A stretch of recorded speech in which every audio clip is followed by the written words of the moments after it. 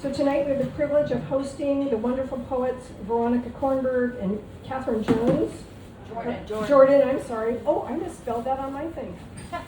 Shame on me. Kathryn Jordan. And our first poet tonight will be Kathryn. And let's see, Kathryn Jordan loves hiking, birding, and learning about animals and plants.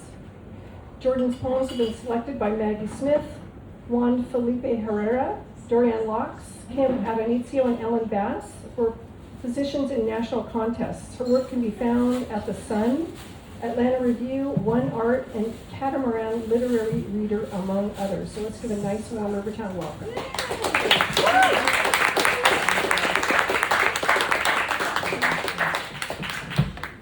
Thank you so much.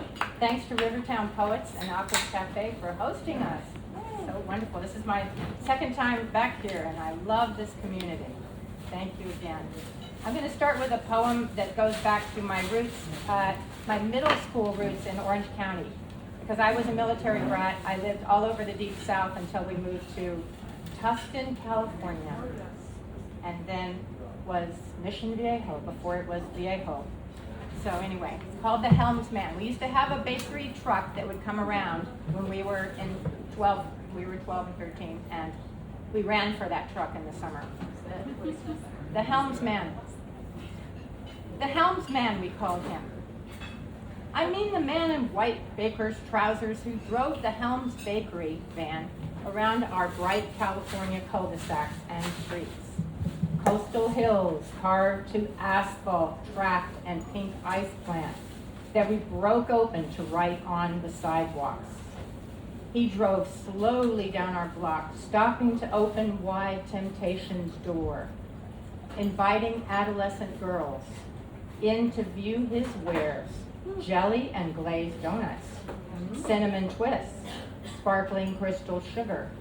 We ponied up quarters for paper bags of treats, to be consumed out of sight of perfect mothers lying out in lawn chairs, all copper tone and tan and tab gleam, who gave us teen magazine, left us to banana and milk diets, vertical stripes and scales, left us to ripe womanhood and the gaze of men, to shape and flavor we could never taste ourselves, to motherhood and stretching of skin, joint listening, the joy of being food. Then cronehood with arroyo of wrinkle, slump of breast, lump of belly. Each one alone now sees herself in hollow mirror, flattened chest, belly bulge assessed, while outside the window teenage girls parade in short cutoffs, long legs, supple and smooth. And our long gone mothers watch us, watch them. We who still hear the van coming, hurry, run, ready to be radiant and thin for the helmsman, just turning the corner. Wow. Thank you so much. This next one is called Free Range, and it starts with a little epigraph from a song by Johnny Cash. She walks these hills in a long black veil. Nobody knows but me. The rest of the song meant nothing to me, a child. I only cared about the hills. Long veil of sorrow. Father gone, mother leaving, always leaving. Days alone were my own. I took to the woods. How did I find them? I wore my veil inside. Nobody knew but me. Thank you. Thanks. This next poem is a tribute to my brother Kirk, who lived 40 years homeless on the shores of the San Francisco Bay. And I didn't know he had died for 6 months after his death when I was notified by the county. Washing the body. Because our father, a Navy man, loved military history, we're sitting on a huge black cannon in the photo. You're smiling the sweet freshness of 5. At 9, I'm looking away, contemplating escape. Miss Spratlin would ask the class to lay our heads down on our desks. Who wants to be saved? I would always raise my hand. It didn't matter. War demanded collateral. Our parents paid one ransom, I another, but you went west. Rode herd for years on end, laying your head on your saddle at night, making camp on the rim of a concrete canyon, leveraging your strength with the help of crank. Now the county administrator tells me you're gone. OD after 5 years clean? I find your friends and hear of your colostomy. Did you fear death amid strangers tied to wires and tubes? Today I bring you home to a house you've never seen. I carry your tight denim vest, your blue jean gray ash, from room to room, sharing myself with you at last. A foreigner sings your anthem at war with the world. I take your great-grandfather's tarnished, initialed spoon, collect a small portion of your dust, recalling when I didn't let those kids kick sand in your face that day in the Florida dunes. You were my charge then, and for just this moment, you are again. Brother, I'll ferry a bit of bone to the bay, sprinkle you like sugar over marsh grasses where the great blue heron stalks her prey, where you died the way you lived, away from epaulets and cannons, away from pain you in the end rejected, unfused, a particle, a wave.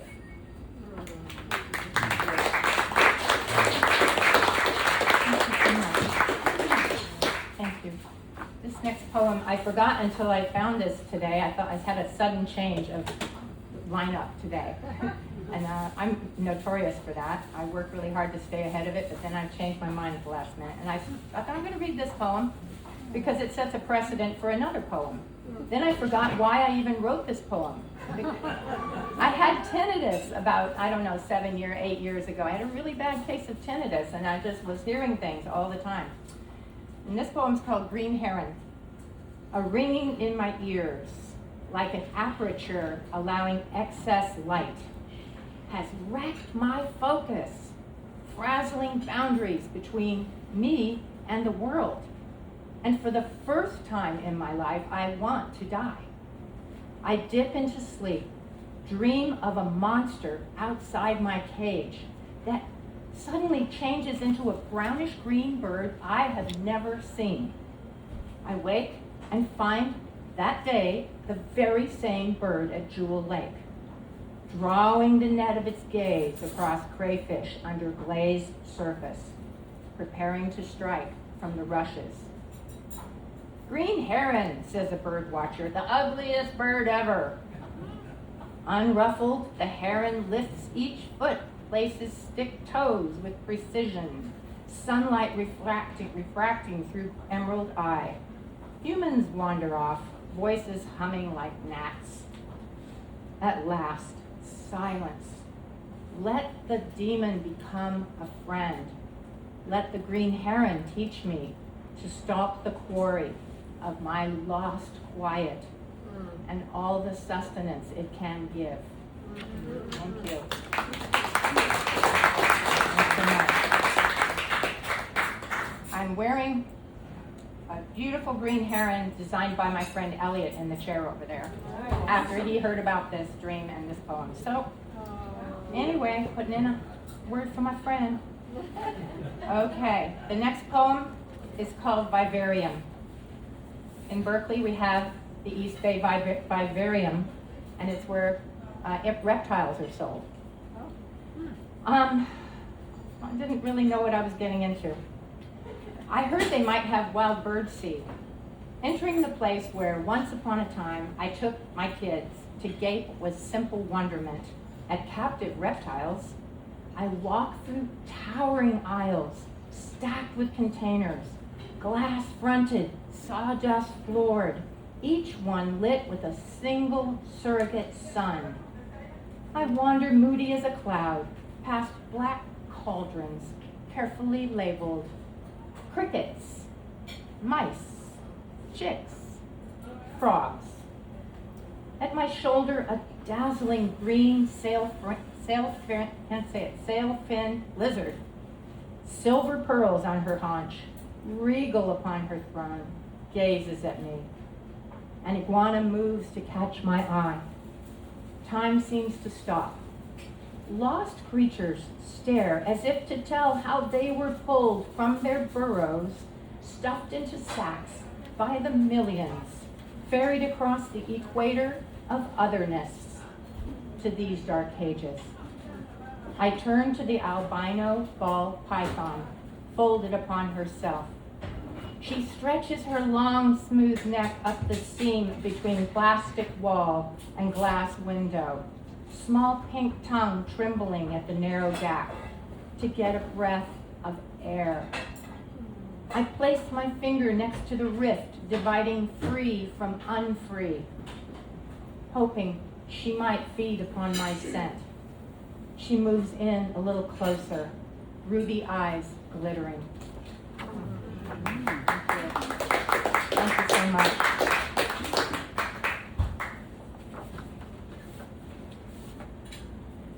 Cornhole. As soon as I saw it, I wanted one. Gigantic skeleton, larger than life. Movable joints, easy to arrange in cadaverlier poses. Lounging on lawn chairs, leaning on fence posts, leering from holes in the ground. But I didn't invest in a mannequin. A year later, and there's a skeleton with a cigar on every porch swing. Some houses even with 5 or 6 out on the lawn playing cornhole. And if this little town's population boom is any indication, and I think it is, there must be literally hundreds of thousands of white skeletons in America taking our jobs, applying for federal assistance, messing up the beautiful American project.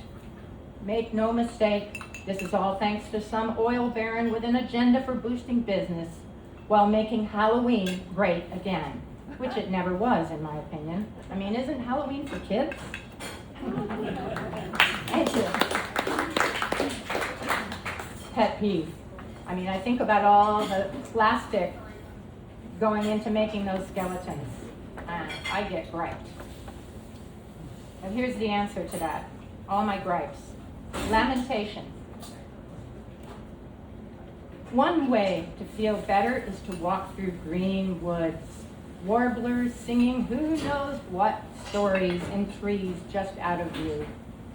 You only need trust your ear to take the ancient melodies under your own wing, broken as it must be. At the end of the day, it's enough to hear them. Another way is to think night and day on how to save what you love, how to stop people, bikes, and dogs from trampling down the trails, eroding the soil, scaring the birds, how to save the whales from eating our plastic, then dying of hunger. To stop the return of kings, you quit the forest in order to complete endless forms, write letters to the editor, trying to find the perfect words. Still, do you really believe you're the first generation to have it all taken from you? The first to tear your robes in lamentation, wondering where the prophets have gone? The first to build palaces in the desert, distracting yourselves with baubles and spectacle? The first to blow things up in fear, not knowing which is real, the coming or the going? Thank you.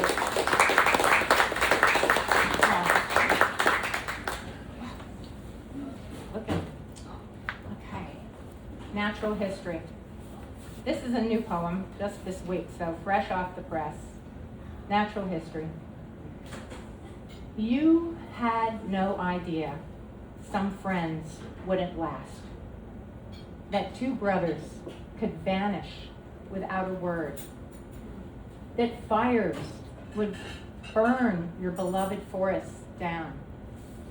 Or that getting old would bring a shy ghost who makes you forget how to use the telephone. Nonetheless, as warming soil gives ground to fungi, killing the great old oaks, you try to admire the succeeding willows.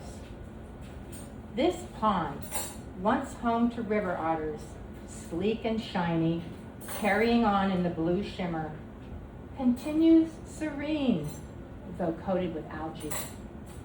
At the end of the day, you'll not forget the green heron, who once perched on the alder, sinking now in thick silt. How you dreamt its dour beauty before you ever laid eyes on it. So sure were you of its place in your life. Thank you. Okay. Got just a few more. This is called Between Worlds, and I love to go out to Tamales Bay and watch the cormorants flying in, and then they fly out again at the end of the day.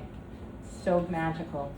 One day I was, last fall, just staying on a kind of like a pseudo houseboat there. The cormorants would come in and go out every day. Magic. It's called Between Worlds.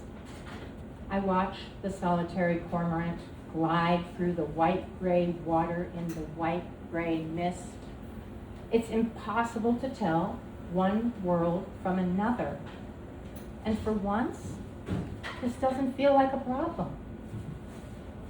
When the cormorant suddenly dives below, not a single trace remains to say an animal was just here. A dark ribbon of cormorants comes flying low, single file out of the fog. Will the lone bird surface? Will it take wing, running, flapping on the water to catch up? Yesterday I found where they go, hundreds, perched 2 or 3 on each oyster float, lined up like long strands of barbed wire. What guides them to find their way from a rock in the ocean, to stand here together, wings extended, as if to give a benediction? What drives them back to the sea at day's end, pausing to bathe before heading into the night? Thank you.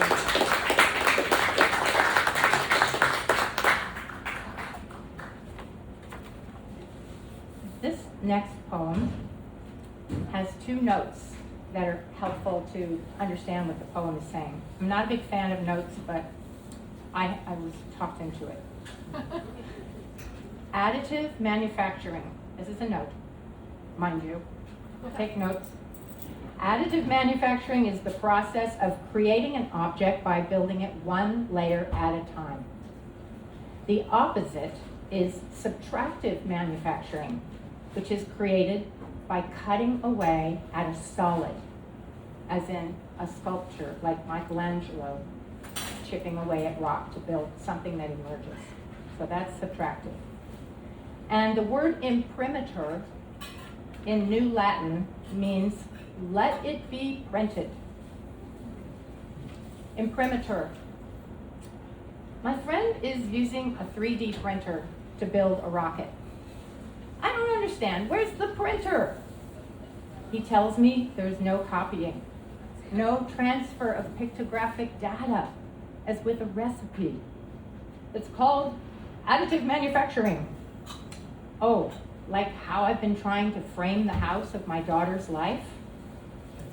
In my heart, I'm just a mom doing what moms do, adding layers of scaffolding.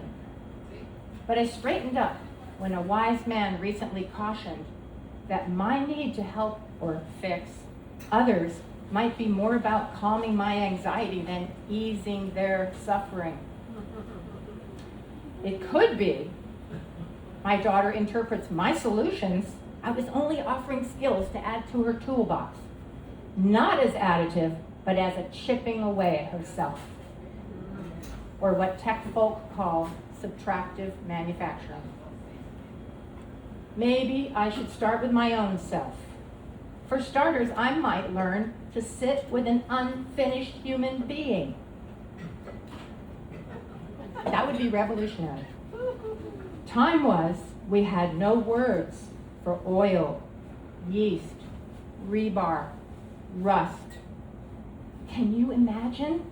With language, we began to build, incorporating, shedding, and the ideas behind the words. What if this new system is called printer to invoke all that we made from what we thought was nothing? Thank you.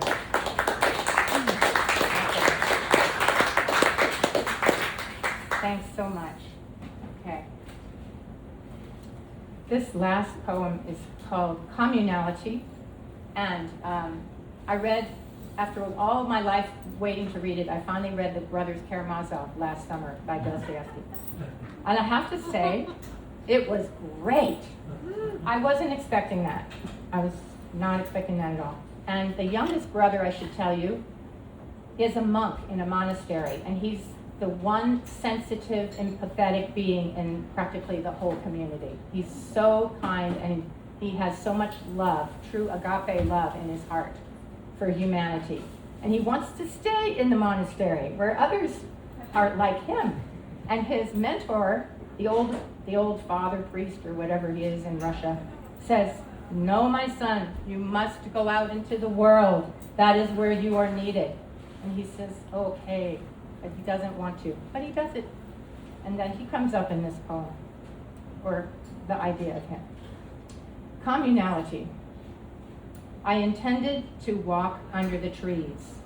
Instead, I opened the news, where I learned of yet another extinction caused by us. What? You don't believe me? If only we could agree on what to do about this. Dostoevsky wrote that humans crave communality of belief. That if a man believes the whole village disagrees with him, he will burn down the tavern. There's a certain flower whose pollen cleaves to the stamen as she quietly sings, "Good night, my someone, good night, my love," waiting for the right bee to come along. And she does come, climbing into softest, bright petals. The bee grabs the anther mic, begins to hum, wings tuned to a natural D, 288 vibrations per second, until the flower releases her pollen in a mighty cloud of joy. Can a bee count wing beats? Does the flower hear the note? What is love, if not faith in one's own singular tune, then belting it out in a mutually singable key? Oh, let me hear such good news. It can't come too soon. Thank you. Thank you so much.